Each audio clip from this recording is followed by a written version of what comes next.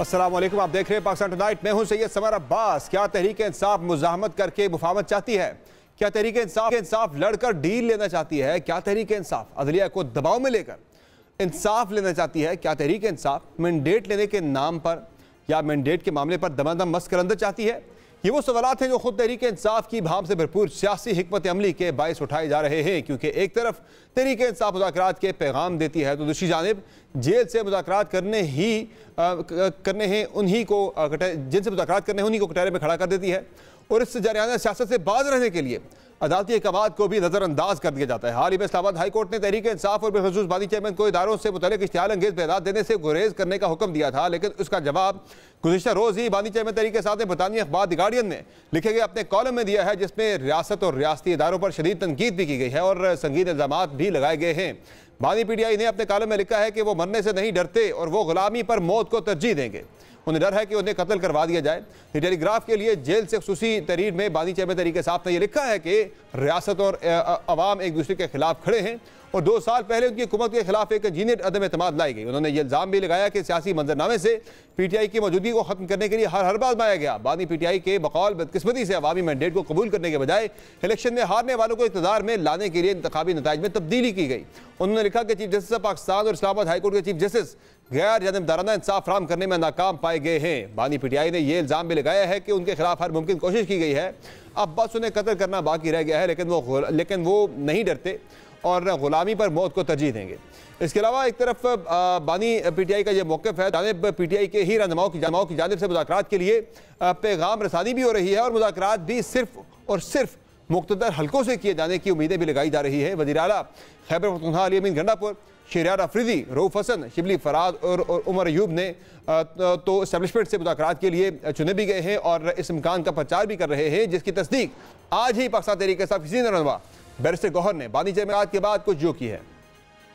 General election पे white paper issue किया है। हमारी दरख्वास्त है कि उस पे जुडिशल कमीशन बने। खान साहब ने आज मुज़ाकरात के बारे में भी बताया कि जो लोग हमारे मैंडेट चोर हैं उनके अलावा बाकी सब के साथ हमारी बात होगी। अतराइज है वो शिबली साहब बात कर ले, उमर साहब बात कर ले, अली अमीन खान साहब, अब हमारी बात डायलॉग कोई नहीं हो रही, लेकिन अगर हुई किस टर्म्स पे हुई, किसने क्या कुछ किया, मैं आपको बताऊंगा। दिलचस्प बात यह है कि इन रहनुमाओं ने इस्टेब्लिशमेंट से मुज़ाकरात की वजह यह बताई थी कि वो इदारों को यह बताना और समझाना चाहते हैं कि उनकी आईनी हदूद क्या हैं। इस मुतल्लिक़ गुज़िश्ता रोज़ ही आर्मी चीफ का बयान इंतहाई अहम और दो टोक जवाब के तौर पर देखा जा रहा है, जिसमें उन्होंने आईनी हदूद के बारे से अपना मौक़िफ़ ज़रा वाज़ेह कर दिया। ज़रा सुन लें। Constitution of the Islamic Republic of Pakistan, white Article 19, has unambiguously drawn the limits to the freedom of expression and speech, which must not be misconstrued as freedom of expression of venom against others. Hence, those who blatantly trample the same very constitution on daily basis in one way or the other cannot and should not issue sermons to others for its adherence. We know our constitutional limits very well and expect from others to also know them well. मुक़्तदरा की जानिब से नज़रअंदाज किए जाने की सूरत में पाकिस्तान तहरीक इंसाफ ने अपने इस कैंप को भी मुतहर्रिक कर रखा है, जो इस्टेब्लिशमेंट से मुज़ाकरात का सख्त मुखालिफ है। हमाद अज़हर और दीगर जाराना मौक़िफ़ रखने वाले रहनुमा इस्टेब्लिशमेंट से मुज़ाकरात को नामुमकिन करार दे चुके हैं। और दूसरी जानिब अगर हम तहरीक इंसाफ की इंटरनली बात करें तो काफ़ी मामलात पर कन्फ्यूजन तो चली रही थी। शेर अफजल मरवत काफ़ी ज़्यादा मौजूद बहस रहे हैं। उनके भाई को आज हटा दिया गया है बतौर मुआवन खुसूसी KP गवर्नमेंट, आज उन्हें री नोटिफाई कर दिया गया। ये क्या मामला हुआ? और इसके अलावा भी कुछ आम सियासी सवालात हैं जो कल तहरीक इंसाफ ने वाइट पेपर जारी किया, उस पर भी कुछ आम सवालात से बात करेंगे। पाकिस्तान के रहनुमा अली मोहम्मद खान साहब से, जो आज जेल में खान साहब से मुलाकात करके भी आए हैं। बहुत शुक्रिया अली मोहम्मद खान साहब, आपने प्रोग्राम में कीमती वक्त दिया। सबसे पहले तो ये बताएं कि आपकी आज मुलाकात भी हुई खान साहब से। ये मुज़ाकरात के वाले से आप एक तरफ कमेटियाँ भी बना रहे हैं, साथ आप कह रहे हैं हमने बात नहीं करनी, और जब आप कहते हैं हमने बात करनी है तो हमने सिर्फ फ़ौज से बात करनी है, और जिस फ़ौज से आपने बात करनी है आप आर्टिकल लिख के उस फ़ौज के खिलाफ आप सख्त किस्म की हर्जा सराई करते हैं। ये क्या माजरा है? बहुत शुक्रिया। बिस्मिल्लाहिर्रहमानिर्रहीम। अल्लाहुम्मा सल्लि व सल्लिम व बारिक अला सय्यिदिना मुहम्मद रसूलुल्लाह खातमुन नबीय्यीन सल्लल्लाहु अलैहि व सल्लम। समर साहब, आज खान साहब से मुलाकात हुई, हालांकि काफ़ी मुश्किल से मुलाकात हुई, क्योंकि पिछली हियरिंग पे भी मैं गया था, रोका गया, नहीं मिलने दिया गया अदालत के हुक्म के बावजूद। आज भी कोई 4.5 घंटे इंतज़ार कराने के बाद हमने भी कसम उठा रखी थी कि हम भी नहीं जाएंगे।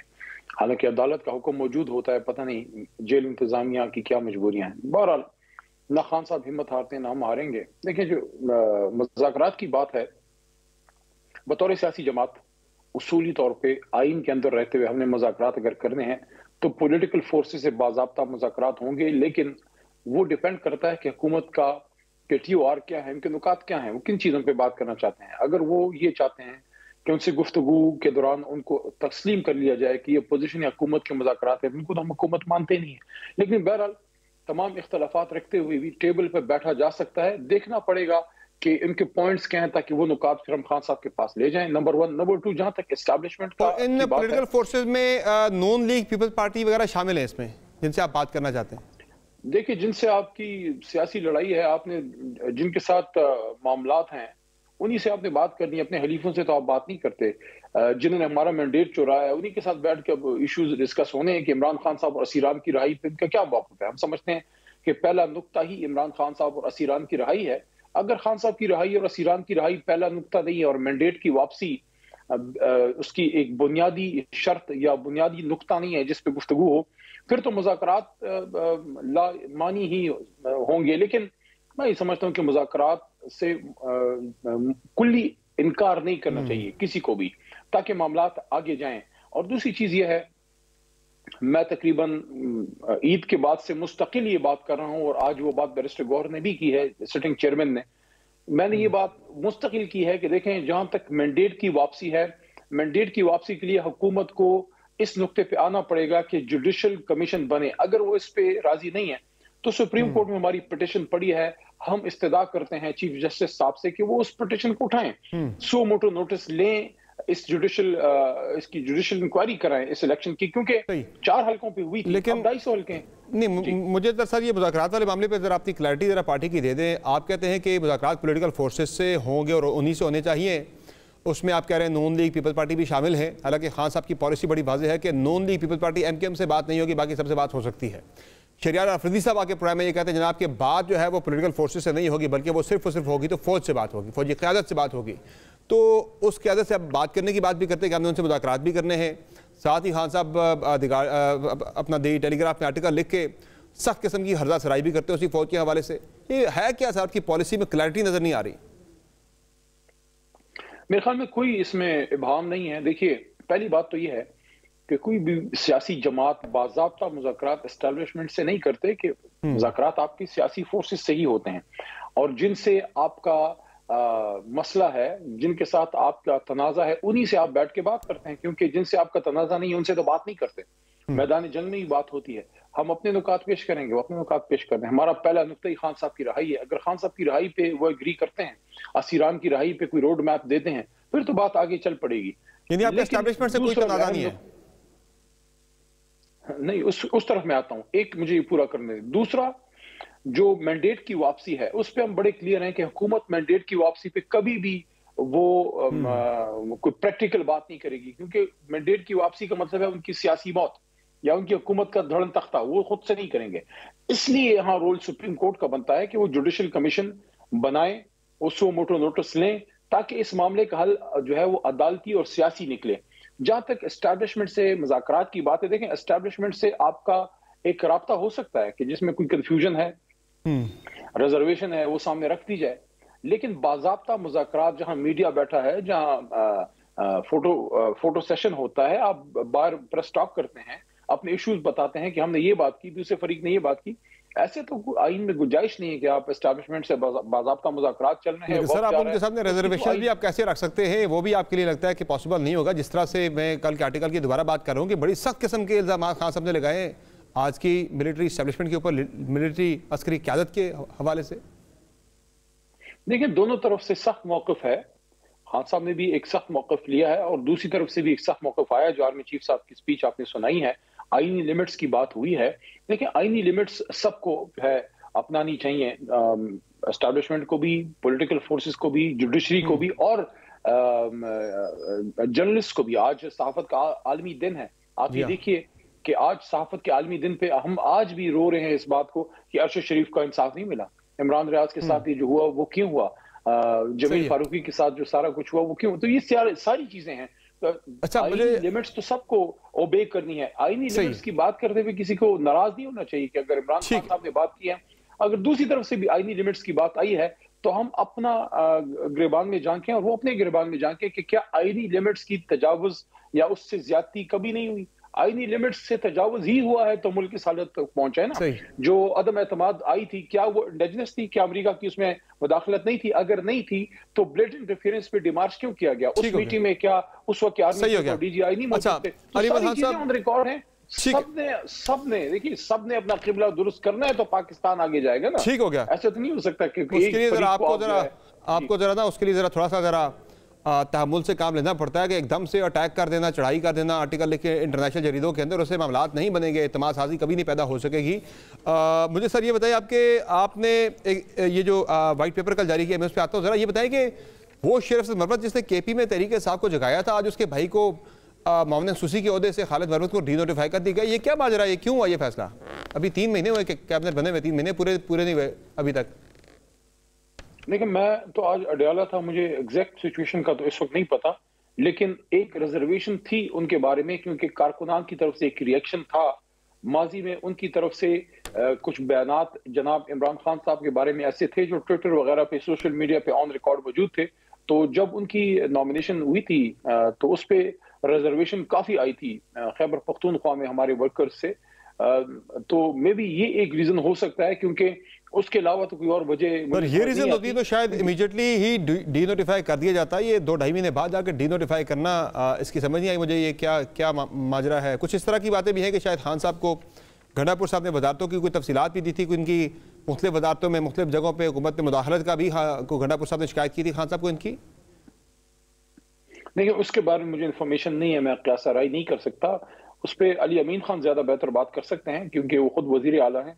लेकिन अगर मेरी तो समझ में जी ये वजह भी हो सकती है कि मरवत साहब को भी चूंकि चेयरमैन PSC वो बनने जा रहे हैं तो एक घर में वो 2 ओहदों वाली बात भी है, ऐसा भी कुछ है? नहीं, मेरा नहीं ख्याल। ऐसी अगर कोई बात होती तो ऐसी मिसालें मौजूद हैं कि माजी में एक ही घर में 2 वज़रा भी रहे हैं, फेडरल या सूबाई। मरवत साहब का ये मौक़िफ़ है कि एक घर में 2 ओहदे जो ना होने की वजह से उन्होंने मुस्तफ़ी होने का फैसला किया, हालांकि वो मुस्तफ़ी नहीं हुए, उन्हें डीनोटिफाई किया गया है।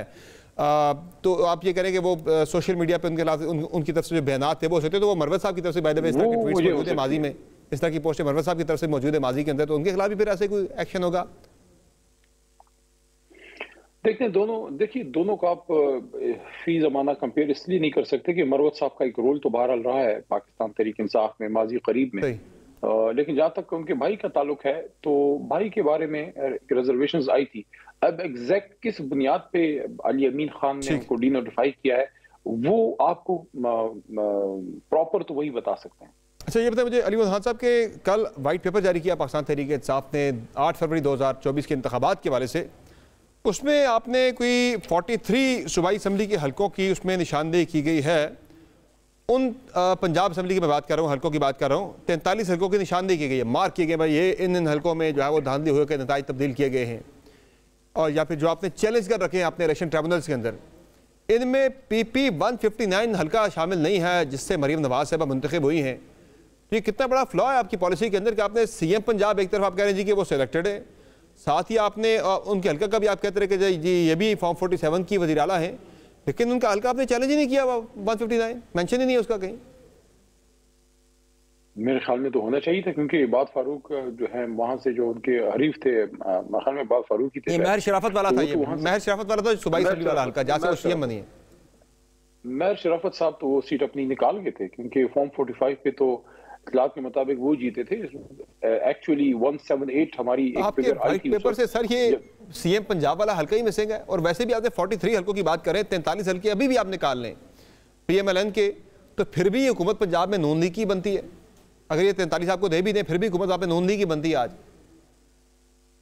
देखें, कुछ चीजें तो ऑन रिकॉर्ड हैं, कुछ ऐसी चीजें हैं जो कि ऑन रिकॉर्ड नहीं है, उसकी इन्वेस्टिगेशन की जरूरत है। इसीलिए सुप्रीम कोर्ट में हमारी 184(3) की पिटीशन पड़ी हुई है, इस पे सो मोटो नोटिस लिया जाए, जुडिशियल कमीशन इसका बने। इस पूरे इलेक्शन का ऑडिट होना चाहिए, इन्वेस्टिगेशन होनी चाहिए, क्योंकि बहुत बड़े पैमाने पे इस पे धांधली हुई थी। अब 100% आप धांधली के सबूत तो फौरी तौर पे आप नहीं पेश कर सकते, उसकी इन्वेस्टिगेशन की जरूरत है और टॉप लेवल पे इसकी इन्वेस्टिगेशन की जरूरत है। सुप्रीम कोर्ट की तरफ से हुक्म आया था कि इलेक्शन लाजमन होगा, 8 फरवरी को होगा। आजाद शफाफ होना क्या बुनियादी शर्त नहीं थी? अगर वो बुनियादी शर्त है तो फिर तो उसकी प्रॉपर इन्वेस्टिगेशन होनी चाहिए, क्योंकि जो हुआ है आप सबके सामने हुआ है। तकरीबन मैं समझता हूँ कि रात 11, साढ़े 12, 1 बजे तक ठीक ठाक रिजल्ट्स आ रहे थे, फिर सुबह के करीब सिस्टम जो है वो रिवर्स होना शुरू हुआ। तो बहुत ही ज्यादा सवालात खड़े हुए हैं इस इलेक्शन पे, इतने ज्यादा पहले कभी। सही। और ये जो जाते जाते मैं दोबारा से वो शुरू वाले सवाल पे दोबारा आऊंगा, जो आपने बात की आज की सियासी फोर्सेस से बातचीत होनी चाहिए, जो बेशक हमारी मुखालिफ भी है। आज जब खान साहब से मिलकर भी आए तो ये खान साहब की पॉलिसी भी यही है? देखिए, खान साहब ने तो ये बात पहले की थी कि मैं हर किसी से बात के लिए मैं तैयार हूँ, पाकिस्तान के मफाद की खातिर। डील नहीं करेंगे, वो डिस्कशन होगी, मसाइल के हल पे बात होगी। अगर कोई उसमें ऐसी बात निकलती है जिससे पाकिस्तान के मसाइल का हल निकले तो फबेहा, नहीं है तो हमारी स्टैंड ऑफ पोजीशन तो है, हमारी एक मुजाहमती पोजीशन तो ऑलरेडी मौजूद है, अदालतों में भी है, पार्लियामेंट में भी है, रोडों पे भी। ठीक है, बहुत शुक्रिया अली मोहम्मद खान साहब प्रोग्राम में अपना करने के लिए। नाज़रीन, आपने तफसील गुफ्तगू मुलाहिज़ा की। पाकिस्तान तहरीक इंसाफ के रहनुमा अली मोहम्मद खान की प्रोग्राम में एक मुख्तसर ब्रेक लेंगे, ब्रेक से वापस आएंगे, बात करेंगे गंदम स्कैंडल के हवाले से। स्कैंडल जो है वो बढ़ता जा रहा है। कल रात हनीफ अब्बासी साहब जो कि हुकूमत के रहनुमा हैं और अनवारुल्लाह काकड़ साहब जो कि साबिक़ वज़ीर-ए-आज़म हैं, उनके दरमियान एक बड़ी सख्त किस्म की एक तलखी भी हुई इस्लामाबाद के एक निजी होटल पर, और दोनों ने एक दूसरे को चोर चोर भी कहा। और हनीफ अब्बासी ने तो यहाँ तक कह दिया अनवारुल्लाह काकड़ को, भाई आपने पैसे लेके सारे कि आप चोर हैं। तो बड़ी सख्त किस्म की वहाँ पे गर्मा गर्मी भी हो गई। ये मामला है क्या, इसकी बुनियाद कहाँ से उठी, बात करेंगे साबिक़ वज़ीर-ए-आज़म शाहिद हाकान अब्बासी साहब से। एक ब्रेक के बाद हमारे साथ रहेगा।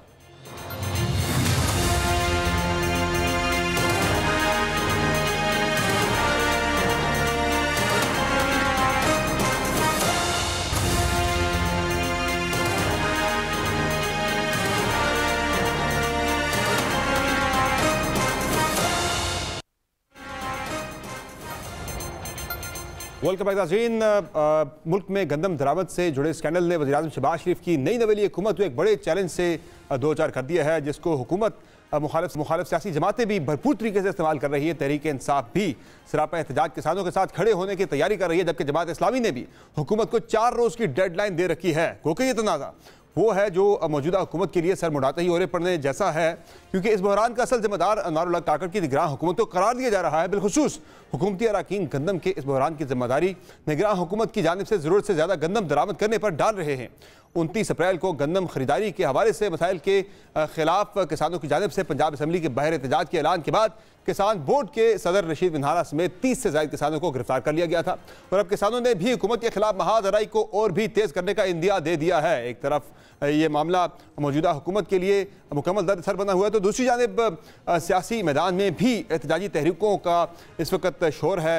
मौलाना फजल रहमान ने गुज़िश्ता कई रोज़ से अपनी एहतजाजी मुहिम जो है उसका आगाज़ कर दिया है, जबकि तहरीक इंसाफ भी पहले ही एहतजाजी सियासत के लिए आस्तीनें चढ़ाए बैठी है। मुल्क को दरपेश इन सियासी इंतजामी चैलेंजेस पर तफसीली गुफ्तगू करेंगे। हमें ज्वाइन किया है साबिक़ वज़ीर-ए-आज़म शाहिद हासी साहब ने, जिनके लिए गुज़िश्ता हफ्ता किसी तारीखी हफ्ते से कम नहीं था, जब तकरीबन 5 साल तक LNG केस का सामना करने, 138 दिन तक पाबंद सरासर रहने और इस अरसे के दौरान शदीद तौहीन आमेज़ रवैये और इल्ज़ामात का सामना करने के बाद इनको इस केस से बाइज़्ज़त बरी कर दिया गया। सर बहुत शुक्रिया, आपने प्रोग्राम में ज्वाइन किया। सर ये बताएं कि आपके स्कैंडल के बारे में हम जाके बाद बात करेंगे। जो LNG वाले में आप कहा करते थे मैं पढ़ाऊंगा नैब वालों को, तब मैं बाहर आऊँगा, तो लगता है आपने पढ़ा लिया उन्हें सारा सबक जो है। नहीं, वो कुछ नहीं सीखे। अच्छा, अभी भी नहीं सीखे। उनको इतनी शर्म भी नहीं है इस इदारे को कि आपने, चले मुझे पकड़ना था ना, आपने पॉलिटिकल इंजीनियरिंग करनी है। ये उसका इदारा है, ये किसी अकाउंटेबिलिटी का इदारा नहीं है। पॉलिटिकल इंजीनियरिंग का है, अदालतें कह चुकी हैं। और मैं प्राइम एग्जांपल हूँ, मुझे पकड़ने के लिए 14 दूसरे लोगों को एक्यूज बना दिया, जिनमें पाकिस्तान का तारीख का सबसे बड़ा इन्वेस्टर मौजूद है, उसको मुलजिम के तौर पर खड़ा किया हुआ। आप, मैं कह रहा हूँ, आप ये 10 SIFC बना लें, जब तक ये इदारा ख़त्म नहीं करेंगे मुल्क नहीं चलेगा। मैं बिल्कुल ओपनली आपको बता रहा हूँ। वैसे नून लीग के इस भी मंशूर में था खात्मा इस इदारे के लिए। मैं आगे दर पे सर मज़ीद बात करेंगे डिटेल में। ये जो गंदम वाला सर स्कैंडल है जिससे सर उठाया है, आपकी नज़र में सर इसका कौन जिम्मेदार है? 3 लोगों पे जिम्मेदारी इसकी अभी तक आ रही है। एक जो है निगरान हुकूमत की बात हो रही है, मौजूदा हुकूमत कह रही है निगरान हुकूमत सारे की जिम्मेदार है कि उन्होंने गंदम इजाफी दरामद कर ली पाकिस्तान के अंदर। फिर शहबाज शरीफ साहब की हुकूमत में भी जिम्मेदारी है कि जब वो जुलाई 2023 में जब उनकी गवर्नमेंट थी तो उस वक्त जो गंदम की इंपोर्ट के बारे से फैसला हुआ था, ICC से मंजूरी ली गई थी। और तीसरी जिम्मेदारी मरीम नवाज साहबा के बारे से भी आ रही है कि भाई वो गंदम उठा नहीं रहे किसानों से, और पंजाब में ज़्यादा शोर क्यों है, बाकी सूबों के अंदर शोर क्यों नहीं है। आप किसे जिम्मेदार समझते हैं? प्राइम इसका कौन है रिस्पॉन्सिबल बंदा? देखिए, जिम्मेदारी बात की बात है।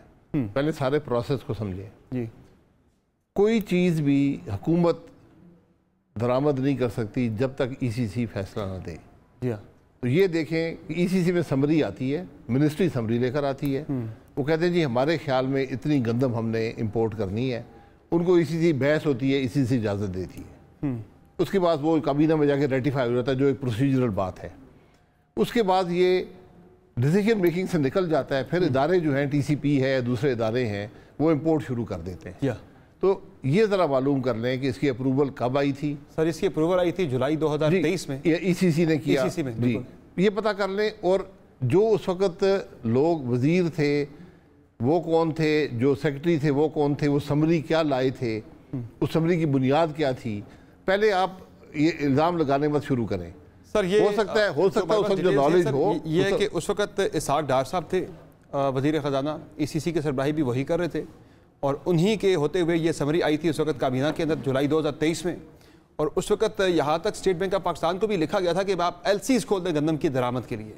जी, ये लिखा जाता है ना। हाँ। लेकिन ये पता कर लें कि समरी आई क्या थी, किस तो बुनियाद पे ये कहा गया। आपके शॉर्टेज है, कोई 2.5 लाख टन की शॉर्टेज है पाकिस्तान में, कि कैरी फॉरवर्ड स्टॉक हमारे पास कम थे, पैदावार कम हुई थी हमारे पाकिस्तान के अहदाफ से, तो इसलिए गंदम की शॉर्टेज आगे हो सकती है, तो गंदम दरामद की जाए। जी, ये देखना पड़ेगा कि वो क्या किसी बदनीयती में मबनी बात थी या नहीं थी। गलतियाँ हो जाती हैं, अगर वाकई गलती थी तो ठीक है, गलती हो जाती है। अब आपने इशू को मैनेज करना है। हुकूमत पंजाब ने, हुकूमत सिंध ने वादा किया हुआ किसान से कि मैं 3900 पे गंदम उठाऊंगा आपसे, इस बुनियाद पे किसान ने काश्त की है। आप उसने जो फर्टिलाइज़र लिया है वो 6000 रुपये का फर्टिलाइज़र लेकर काश्त किया है, जो फर्टिलाइज़र 2850 रुपये में मिलना चाहिए अगर हुकूमत फैसले सही करे, उसने काश्त कर दिया। अब आप उठाते नहीं हैं, आप कहते हैं हमारे पास वो सरप्लस हो गई है, बाहर से आ गई है।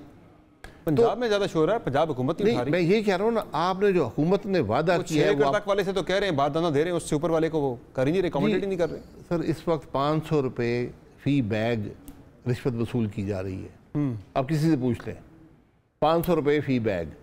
इस वक्त पंजाब में सबसे बड़ा कारोबार है कि बैग 25,000 बैग, 50,000 बैग ये दिलवाएं जी, पैसे ले लें, 500 रुपया। मैं किसी इल्जाम में पूरे वसूल से आपको बता रहा हूं। पंजाब हुकूमत कर रही है, इन्हीं हुकूमत के नीचे जो रिश्वत हो रही है ना। हाँ। ये सारे निज़ाम में रिश्वत होती है। अब हुकूमत के पास सरप्लस है नहीं है, ये प्रॉब्लम उसका है। किसान का हक है कि आपने वादा किया हुआ है, आप गंदम उठाएं, ये आपके पास चॉइस नहीं है। आज वो बेचारा मजबूर होकर कभी 3200 की बेच रहा है, मिडिलमैन 3000 3000 का। अब क्या होगा आगे, वो काश नहीं करेगा। बिल्कुल। अभी आपको ये भी अंदाज़ा नहीं है कि आपकी बारिशों से कितना नुकसान हो गया है। जी हाँ। तो हो सकता है कि गंदम की शॉर्टेज हो जाए, और जब अगली दफ़ा किसान फिर काश नहीं करेगा। ये हम इन बातों को समझते नहीं है। 3900 के वादे करते हैं, फिर पूरे नहीं करते, फिर किसान मारा जाता है। आज जो आटे में कुछ कमी आई है कीमत में, जी हाँ, उसकी वजह यह है कि किसान सब्सिडाइज कर रहा है। आज इस मुल्क का किसान जो मैं और आप आटा खा रहे हैं उसको सब्सिडाइज कर रहा है। ये जो पंजाब हुकूमत क्रेडिट ले रही है कि हमने रोटी सस्ती कर दी, आटा सस्ता कर दिया, ये उनको नहीं, किसान को क्रेडिट जाता है। जी, किसान बेचारा अपनी जेब से आपको पैसे दे रहे हैं। हाँ। उसको 3900 के बजाय आज वो 3200 में बेचने में मजबूर है। वो तो स्टोर नहीं कर सकता ना, वो बाहर रखेगा, बारिश में आएगी तबाह हो जाएगी, वो मजबूर हो गया है। 3000 में बेच रहे हैं, उसके अंदर भी रिश्वत चलती है। एक आपने किसान को तबाह करके रख दिया। तो फिर मामला मरीम नवाज साहबा की तरफ जा रहा है। देखिए, मरीम नवाज साहबा तो चीफ मिनिस्टर है ना, नीचे वजीर भी है, महकमा भी है, उनसे सवाल करने की जरूरत है ना जी। ये इस पे लोग नाराज हो जाते हैं, आपने ये कह दिया। आप एक मसला है ना, आप मैं किसान नहीं हूँ, किसान से क्या हुकूमत ने वादा किया है, यदि सपोर्ट प्राइस किसको कहते हैं? वादा होता आप काश्त करें, इतने में हम उठाएंगे, तो वादा पूरा करें। बिल्कुल सिंपल सी बात है, बात खत्म हो जाएगी। और सर जो पहले हम बात कर रहे थे कि ज़ाहिर है आज शोर काफ़ी ज़्यादा है, हुकूमत खुद कह रही है, मसलन हुकूमती वज़रा कह रहे हैं स्कैंडल का वर्ड जो है वो PMLN के अपने वज़रा यूज़ कर रहे हैं, ये बड़ा स्कैंडल है, यहाँ ये स्कैंडल था। तो ये ज़ाहिर ये इनिशिएट जब मामला होता है फिर इसमें स्कैंडल से इसहाक डार साहब को फिर बरियो ज़िम्मा करार नहीं दिया जा सकता कि उन्होंने मंजूरी दी थी। अगर स्कैंडल है तो स्कैंडल शुरू होता है ECC के, अगर गलत फैसला हुआ है तो ECC में होगा ना, बिल्कुल, उसके अलावा तो नहीं हो सकता। डार साहब भी उसमें जिम्मेदार बनते हैं ना फिर जी, ECC जिम्मेदार बनती है, उसको चेयर डार साहब कर रहे थे उस वक्त। तो उनसे पूछना चाहिए कि भाई ये समरी जो आई थी कैसे, पहले मिनिस्ट्री से पूछे समरी कैसे आई थी, फिर डार साहब से पूछे किस बुनियाद पे आपने फैसला किया था, उसके बाद जो इम्पोर्ट्स हुई हैं वो एक तरफ रह गया। आपने किसान को क्यों तबाह कर दिया? आप स्टोरेज आपके पास है, स्टोर करें गंदम को। यानी जो इसकी जो तहकीकात शुरू हुई हैं, इसकी सर आजकल तहकीकात भी काफ़ी चल रही हैं। सेक्रेटरी फूड सिक्योरिटी को हटा दिया गया आसिफ साहब को ओहदे से, यानी आप कह रहे हैं कि तहकीकात इसकी जो है वो जुलाई 2023 की ECC की मंजूरी जो इसहाक डार साहब के होते हुए ली गई थी, वहाँ से तहकीकात शुरू होनी चाहिए डार साहब से इसकी। जी अप्रूवल तो वहाँ से आई है ना। जी हाँ। जब एक दफ़ा इसी से अप्रूव कर दे तो हुकूमत के इदारों पे लाजमी हो जाता है कि फैसला कर दिया काबीना ने, अब आप प्रोक्योर करें, वो नहीं करेंगे कल शॉर्टेज होगी वो जिम्मेदार होंगे। यानी काकड़ साहब को जो ज़्यादा इसमें रगड़ा दिया जा रहा है वो मुकम्मल वो रिस्पॉन्सिबल नहीं है इसमें। नहीं, काकड़ साहब वो ताल्लुक नहीं है ना। अच्छा, आप अप्रूवल जब EC से अप्रूवल दे तो उसके बाद कैबिनेट में जाता है, वो फैसला वहाँ पे मंजूर हो जाता है। फिर काकड़ साहब बेचारे कहाँ से आ गए? रगड़ा तो उन्हीं को लग रहा है। नहीं, रगड़ा जिसको मर्जी, हमारी आदत है। वज़रा कह रहे हैं भाई अनवारुल्लाह काकड़ साहब की हुकूमत जिम्मेदार थी सारे स्कैंडल की। फिर या तो आपकी हकीकत गलत है, उनके पास हकायक गलत है। नहीं, मैं नहीं कह रहा, मैं तो वज़रा को कोट कर रहा हूँ। नहीं, मैं ये कह रहा हूँ ना, बुनियाद इस फैसले की गंदम इंपोर्ट करना ECC का होता है। वो कब हुआ? 2023 जब डार साहब 2023 में हुआ, तो फिर वो जिम्मेदार है जिन्होंने फैसला किया। उनसे पूछा जाएगा आपने किस बुनियाद पे फैसला किया था। सही। अफसर सर ये जो अब तो यानी कि PTI तो नैब से इसकी तहकीकात की फिर बात कर रही है कि नैब में ये मामला जाना चाहिए। जी नैब ने आगे आप पे जो एहसानात किए हैं ना, नैब को भेजें जी। ये नैब को भेजना, कमीशन बनाना, ये इस मुल्क में जुर्म को छुपाने वाली बात है। आज सवाल ये है कि ये फैसला किसने किया, किस बुनियाद पे किया। हो सकता है बिल्कुल नेक नियति से किया गया हो, गलती हो गई है। तो सर ये मुझे समझ नहीं आती कि आपने भी काफ़ी इस पर बात की थी कि नैब बंद हो जाना चाहिए, अगर हम बंद कर देंगे। ज़ाहिर है आप तो अब अलग हो गए नून लीग से, लेकिन नून लीग की जो हुकूमत है उसने भी अपने मंशूर के अंदर लिखा हुआ है, पार्टी ने बतौर अपने मंशूर, कि हम जब आएंगे नैब को बंद करेंगे। नैब चल रहा है, बल्कि वो चल क्या रहा है, वो खान साहब के खिलाफ केस पे केस बन रहा है। अभी परसों एक और नहीं, इन्होंने एक सेकंड नोटिस उनका आया जो इस्लामाबाद हाई कोर्ट पे चैलेंज भी किया खान साहब ने, ये तोशाखाना पार्ट 2 आ गया है। नैब तो चल रहा है सर। मैं यही कह रहा हूँ, ये नैब चलाएं, मुल्क चला लें। आपके पास दो चॉइसेस हैं, ये नैब को रखें, ये मुल्क चला लें। आपके सामने मैं बैठा हूँ, ये मेरे खिलाफ 2 केस हैं। मैंने इससे पहले भी 9 साल नैब का केस भुगता है। अब खुद मान रहे हैं, जजों ने कहा है कि पॉलिटिकल इंजीनियरिंग कर रहे हैं। मुझे गिरफ्तार करने के लिए 14 लोगों की जिंदगी तबाह कर दी। सर मैं तो पिछले 5 साल सुनता रहा नून लीग से भी जनाब कि ये फर्स्ट पॉलिटिकल इंजीनियरिंग का टूल है। आज वही नून लीग बैठी है चुप करके नैब केस बनाई जा रहा है। करें ना, खत्म करें इस इदारे को।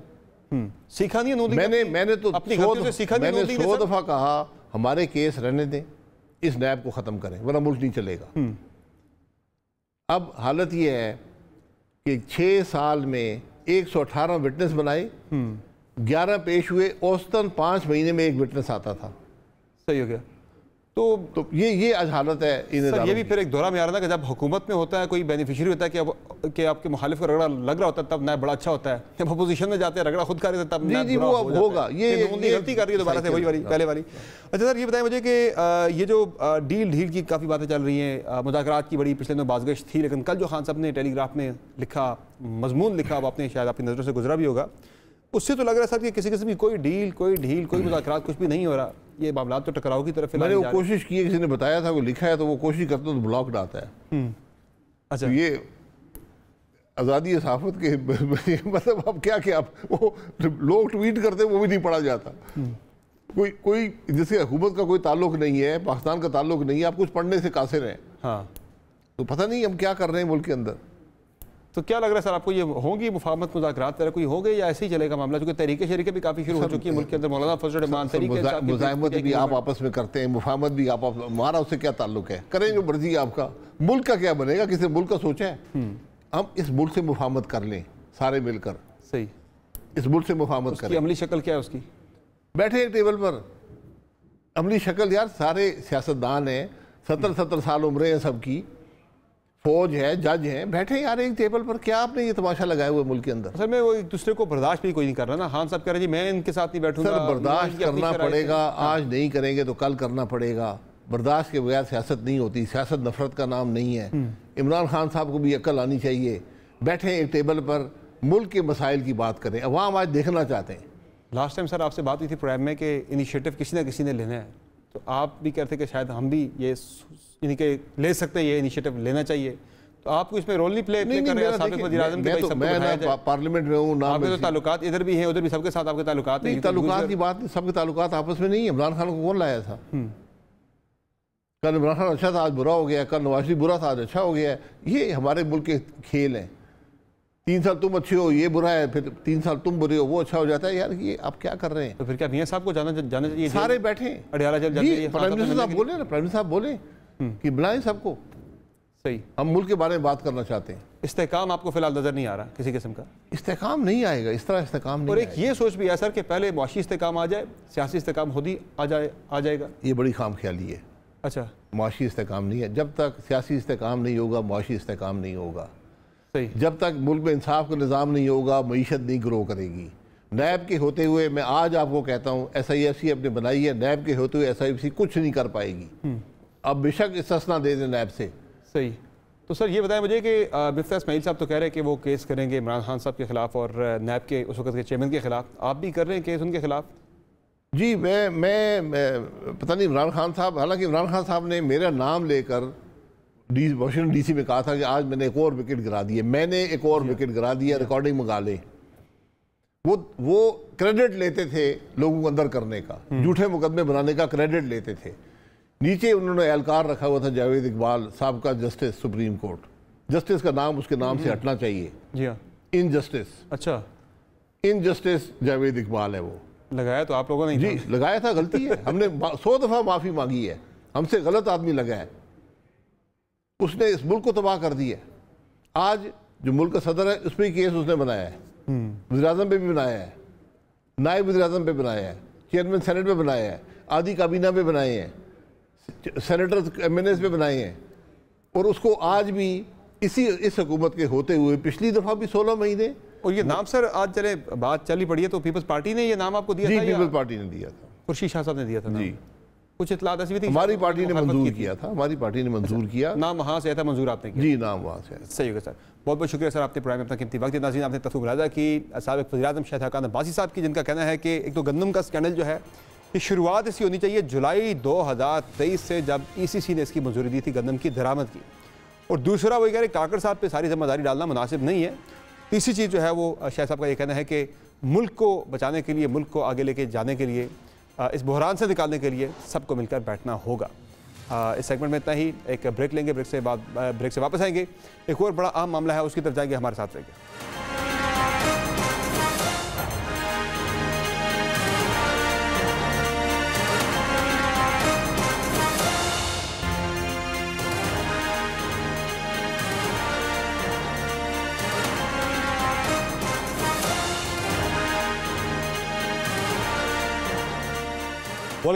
गुज़श्ता बरस 7 अक्टूबर से अब तक इसराइली दहशतगर्दी और बर्बरियत की पादाश में 34,000 से ज़्यादा फ़लस्तीनी शहीद हो चुके हैं। गज़ा की हालत को यूरोपीय यूनियन ने दूसरी जंग अज़ीम में होने वाली तबाही से भी ज़्यादा तबाहकुन करार दिया है, जबकि अक़वाम मुत्तहिदा के बक़ौल गज़ा में दोबारा आबादकारी के लिए $40 अरब और 80 साल दरकार होंगे। इसराइल की इस इंसानियत दुश्मनी के बावजूद भी इंसानी हकूक़ का दम भरने वाली आलमी दुनिया खामोश भी है और मुजरमाना गफलत का शिकार भी। ऐसे में अमरीकी जामियात से बज़ाहिर उठने वाली एहतजाजी और इनकलाबी लहर ने अब पूरी दुनिया को अपनी लपेट में लेना शुरू कर दिया है और अमरीका की बड़ी जामियात में शुरू होने वाला एहतजाज अब और भी कई मुबारक की जामियात में शुरू हो गया है। अमरीका के मोतबर तरीन तालीमी इदारों समेत 20 यूनिवर्सिटियों में 18 अप्रैल से फ़लस्तीन के हक़ में मुजाहरे किए जा रहे हैं और गज़ा के शहरियों पर इसराइली हमलों के खिलाफ एहतजाज किया जा रहा।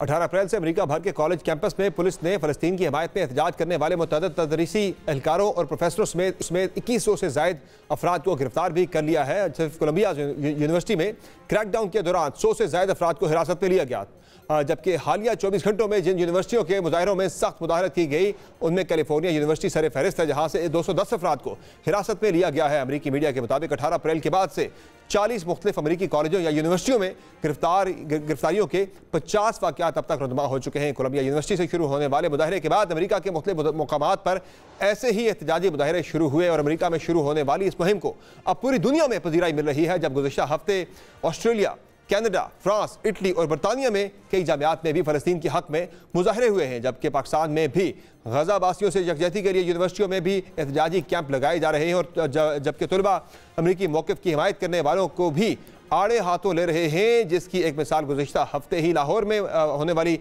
आसमा जंगी कॉन्फ्रेंस भी नजर आई, जहाँ जर्मन सफ़ीर के खिताब के दौरान तलबा की जानिब से सख्त एहतजाज किया गया। दूसरी जानिब अमरीकी जामियात में होने वाले एहतजाजी मुजाहरे को अमरीकी इंतजामिया ज़्यादा खातिर में नहीं ला रही, बिलखुसूस अमरीकी सदर जो बाइडन भी ये वाज़ेह कर चुके हैं कि मुजाहरों का पुरअमन होना ज़रूरी है, लेकिन ज़बरदस्ती किसी इमारत पर कब्जा करना पुरअमन नहीं, गलत है। अमरीकी जामियात में खैमा जन मुजाहिरीन गजा जंग बंदी का मुतालबा कर रहे हैं। तलबा के मुतालबात में यूनिवर्सिटियों के इसराइल से माली ताल्लुकात का खात्मा, माली मामलात में शफाफियत और एहतजाज करने वाले तलबा और साथी के लिए आम मुआफ़ी भी शामिल है। इन तमाम मामलों पर तफसील गुफ्तगू करेंगे। मैं ज्वाइन किया न्यूज़ लाइन्स इंस्टीट्यूट वाशिंगटन से वाबस्ता आलमी अमूर के माहिर कामरान बुखारी साहब ने। सर बहुत शुक्रिया आपने ज्वाइन किया प्रोग्राम में।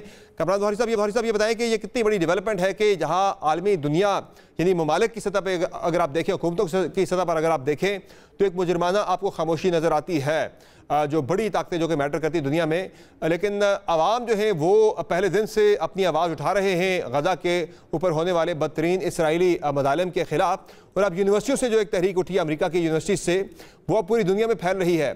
कितनी इफेक्टिव आपको ये मूवमेंट नज़र आ रही है? जी शुक्रिया। देखें, इसमें दो पहलू हैं। पहली बात तो ये है कि अमेरिका एक जमहूरियत है, तो जमहूरियत में फिर इस किस्म के मुजाहरे होते हैं, खास तौर पे जब आवाम के अंदर जो है गुस्सा जो है वो बढ़ जाए, तो ये तो हम एक कुदरती अमल देख रहे हैं। फिर ये है कि यहाँ पर कवानीन का जो है राज है, मतलब ये नेशन ऑफ लॉज है। यहाँ पे जहाँ आज़ादी है मुजाहरे करने की और अपनी आवाज़ को उठाने की, वहाँ पर पब्लिक और प्राइवेट प्रॉपर्टी के ऊपर कब्जा करने के खिलाफ भी कवानीन है। तो उन दोनों को बैलेंस करने की कोशिश की जा रही है। और जाहिर है इलेक्शन ईयर है, सदर बाइडेन जो है वो वैसे ही इस वक्त सियासी तौर पर लड़खड़ा रहे हैं। साबिक सदर ट्रंप उनसे पत्री हासिल कर रहे हैं समर्थन पोल के अंदर। तो ये सारी सूरत हाल के तहत जो है आई थिंक हम एक ऐसे दौर से गुजर रहे हैं कि जहाँ इंतजामिया को बहुत मुश्किलात का सामना है। एक तरफ जो है वो जाहिर है उनको ऊपर दबाव है कि गजा की जो जंग है वो बंदी उस तक पहुंचे, उस हदफ तक पहुंचे। दूसरी तरफ जो है उस हदफ तक पहुंचना जो है मुश्किल है, क्योंकि स्टेक होल्डर बहुत ज्यादा है। अभी भी देखें आज की जो है अखबारात में है कि किस किस्म के जो प्लान हैं वो अपना शेयर किए जा रहे हैं। कभी कतर उसमें इन्वॉल्व है, तुर्की है, इजिप्ट है, इसराइल है, सऊदी अरब है। तो ये एक मुश्किल सिचुएशन है, लेकिन जहाँ जमहूरियत चल रही है वहाँ पे कानून की पासदारी करने के लिए भी जरूरी इक़दाम। लेकिन कामरान बुखारी साहब, जैसे कि आपने खुद भी जिक्र किया कि अमेरिका में ये इलेक्शन ईयर है, इलेक्शन में ज़्यादा नौजवान वोटर्स का बड़ा रोल होता है, और ये बात इस बात का इदराक जो है वो बाइडेन एडमिनिस्ट्रेशन को भी बखूबी है। तो ये नौजवानों ने चूँकि मामला जो अपने हाथ में ले लिए हैं और सख्त इस वक्त एहतजाज कर रहे हैं वो गजा की सूरत हाल के ऊपर, तो ये क्या हुकूमत को मजबूर कर सकता है, अमेरिकी हुकूमत को, कि वो कुछ इस तरह के इकदाम उठाएं कि जिससे किसी किस्म का कोई रेस्पाइट हो, कोई जंगबंदी के वाले से इकदाम हो सके वहाँ पे? जी देखें, जो खबरें आ रही हैं वो तो उसके ऊपर तो बहुत ज़्यादा कोशिशें की जा रही हैं।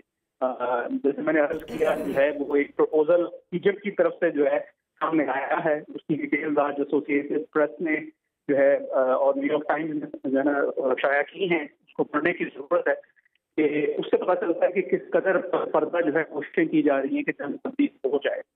लेकिन देखिए ना, जब एक दफा मुजाहरे शुरू हो जाएं और उनको रोकना भी मुश्किल होता है, जंग बंदी को उसके साथ टाइम करना भी जो है मुश्किल होता है। तो ये एक मुहिम्मा है, सियासी मुहिम्मा है व्हाइट हाउस के लिए। तो देखते हैं कि किस तरीके से इसको हल कर पाते हैं। बहुत शुक्रिया कमरान बुखारी साहब, आपने प्रोग्राम में अपना कीमती वक्त यकीनी तौर पर चैलेंजिंग सूरत हाल है इस वक्त की अमरीकी हुकूमत के लिए कि एक तरफ इसराइल के साथ अमेरिका की सपोर्ट रही है, बड़ी खुल के रही है, साथ ही साथ इस वक्त अमेरिका के अंदर जो नौजवान हैं उन्होंने फ़लस्तीन के अंदर जो सूरत हाल है, इसराइली बर्बरियत है, उस पर एक सख्त पोजीशन ले ली है जो कि इलेक्शन के ऊपर भी असरअंदाज हो सकती है। लेकिन उससे बचने के लिए हुकूमत क्या इक़दाम उठाती है, ये आने वाले चंद दिन बड़ा इस पर वाज़ेह सूरत हाल हो जाएगी। अब बात करते हैं एक अच्छी खबर की। IQ कमर, ये वो नाम है जो खलाई दुनिया और तारीख में याद रखा जाएगा और इस नाम के साथ ही पाकिस्तान का नाम भी जुड़ जाएगा, क्योंकि पाकिस्तान भी इस उन ममालिक की फहरिस्त में शामिल हो गया है जिसको चांद के मदार के गिर्द चक्कर लगाने के लिए अपना सेटेलाइट नस्ब करने का क्रेडिट मिल गया है। और आज का दिन हर पाकिस्तानी को मुबारकबाद देने वाला दिन है जब चीन के ताउन से पाकिस्तान ने खलाई तहकीक के मैदान में अहम संग मील अबूर कर लिया है। चीन के खलाई मिशन चेंग-ई 6 के साथ पाकिस्तान का सेटेलाइट IQ कमर चांद के गिर्द चक्कर लगाने के लिए रवाना हो गया है। सेटेलाइट चीन के शहर हुनान के खलाई सेंटर से रवाना हुआ, जिसके बाद पाकिस्तान चांद के मदार में सेटेलाइट भेजने वाला छठा मुल्क बन गया है। सेटेलाइट IQ कमर आज दोपहर 2:27 पर रवाना हुआ, जिसे चीनी मीडिया और इंस्टीट्यूट ऑफ स्पेस टेक्नोलॉजी की वेबसाइट पर बराह रास्त नशर किया गया। मिशन की रवानगी पर स्पार्को में जज्बाती मनाजर देखने को मिले। Sparco command and control centre तालियों से गूंज उठा। लोगों ने नाराबाजी की, नारा तकबीर और पाकिस्तान जिंदाबाद के नारे लगाए गए। IQ कमर को इंस्टीट्यूट ऑफ स्पेस टेक्नोलॉजी ने चीन की शंघाई यूनिवर्सिटी और Pakistan national space agency Sparco के ताबन से डिज़ाइन और तैयार किया है। यह दुनिया का पहला मिशन है जो चांद की दूसरी तरफ से नमूने हासिल करेगा। पाकिस्तानी सेटेलाइट IQ कमर 2 ऑप्टिकल कैमरों से लेस है जो चांद की सतह की तस्वीर लेने के लिए इस्तेमाल होते हैं। इंस्टीट्यूट ऑफ स्पेस टेक्नोलॉजी के रुकन core committee doctor Khurram Khurshid के बकौल सेटेलाइट चांद के मदार में 5 दिन में पहुंचेगा और 3 से 6 माह तक चांद के अतराफ चक्कर लगाएगा। सेटेलाइट की मदद से चांद की सतह की मुख्तलिफ तस्वीर ली जाएंगी, जिसके बाद पाकिस्तान के पास तहकीक के लिए चांद की अपनी सेटेलाइट तस्वीर मौजूद होंगी। यकीनी तौर पर पाकिस्तान के लिए आज ये एक बहुत बड़ी पेशरफ्त। इसी पे आज के प्रोग्राम का इख्तिताम करते इजाज़त दीजिए। अल्लाह हाफ़िज़।